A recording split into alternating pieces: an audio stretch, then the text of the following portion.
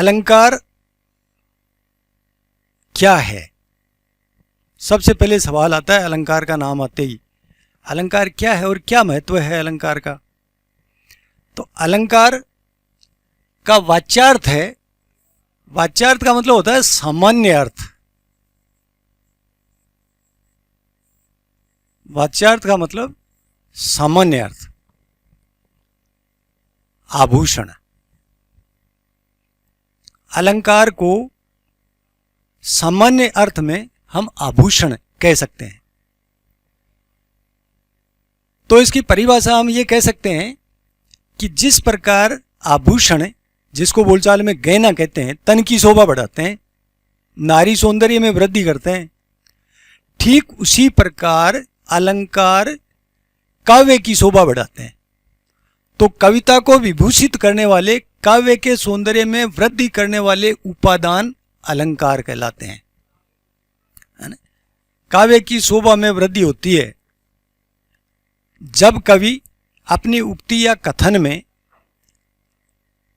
चमत्कार लाने के लिए अलंकार का प्रयोग करता है, तो वो पद्य की संज्ञा से अभिहित हो जाता है। गद्य और पद्य में अंतर है, यति, गति, लय, ताल, अलंकार, छंद, इनके प्रयोग से गद्य और पद्य में अंतर हो जाता है। तो अलंकार काव्य की शोभा बढ़ाते हैं। अलंकार या आभूषण शोभा कारक उपादान ही कहलाएंगे। यानी कविता सुंदरी की जिस प्रकार तन की शोभा आभूषण से बढ़ती है, गहनों से बढ़ती है, उसी प्रकार काव्य में अलंकारों के प्रयोग से काव्य की शोभा में वृद्धि होती है। तो जब कवि अपने कथन में चमत्कार लाने के लिए, सौंदर्य की वृद्धि करने के लिए जब अलंकारों का प्रयोग करता है, तब उसके अर्थ में और शिल्प सौंदर्य में वृद्धि हो जाती है और वो पद्य की संज्ञा से अभिहित हो जाता है। अलंकार की परिभाषा संस्कृत के आचार्यों ने, हिंदी के विद्वानों ने अलग अलग शब्दों में अलंकार की परिभाषा दी है।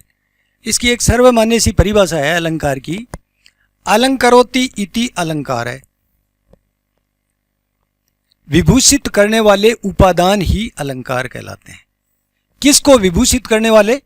काव्य को, कविता को सौंदर्य प्रदान करने वाले उपादान, तत्व अलंकार कहलाते हैं। अगली परिभाषा है काव्य शोभाकरान धर्मान अलंकारान प्रचक्षयते, अर्थात काव्य को शोभा प्रदान करने वाले धर्म तत्व ही अलंकार कहलाते हैं। शोभा का मतलब सुंदरता,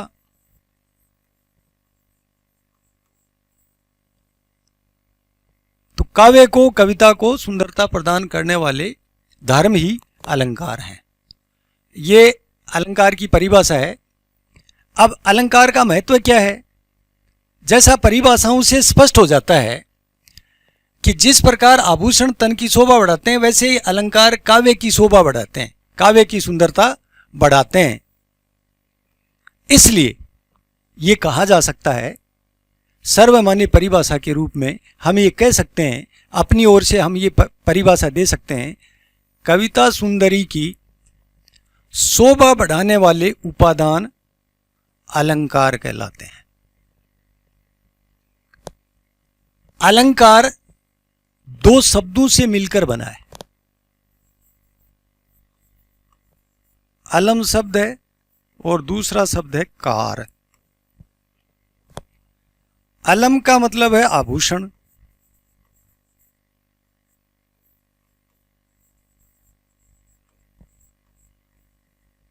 और कार का मतलब है करने वाला।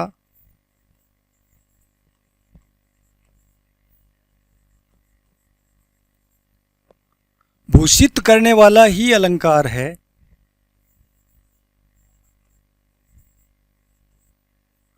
भूषित करे वही अलंकार।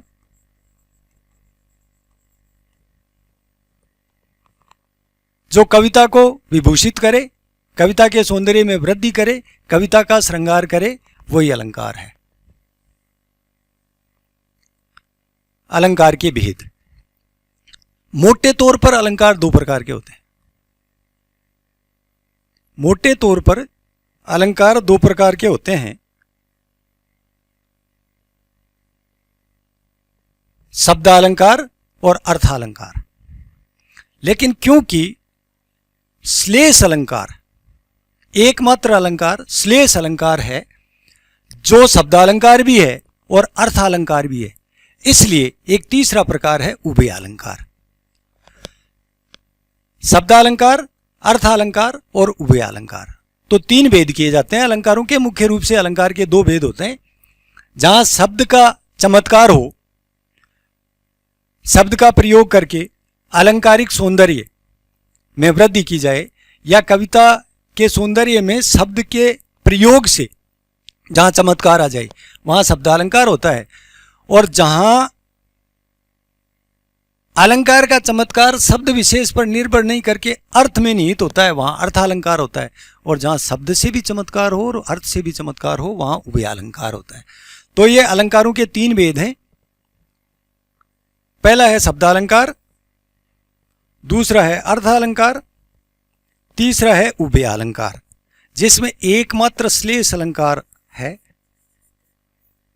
उभयालंकार में।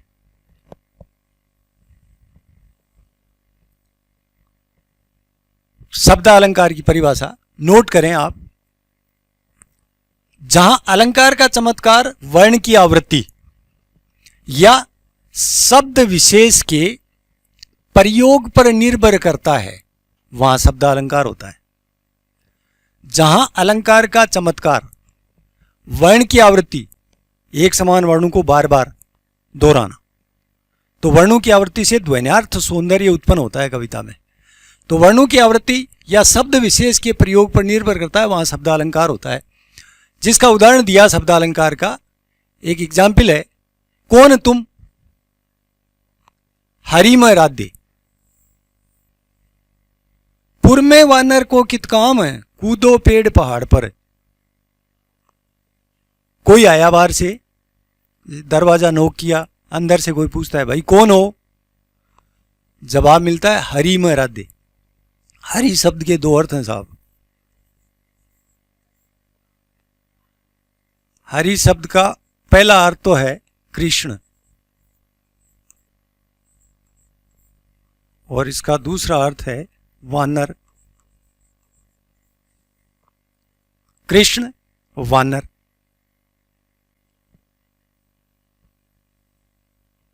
राधा इसका दूसरा अर्थ ग्रहण करती है।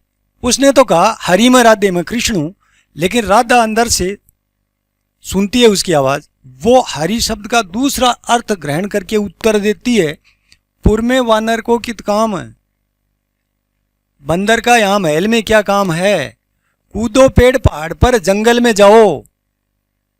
ये जो इस उक्ति का चमत्कार है, ये हरि शब्द पर निर्भर है, इसलिए यहां शब्दालंकार है।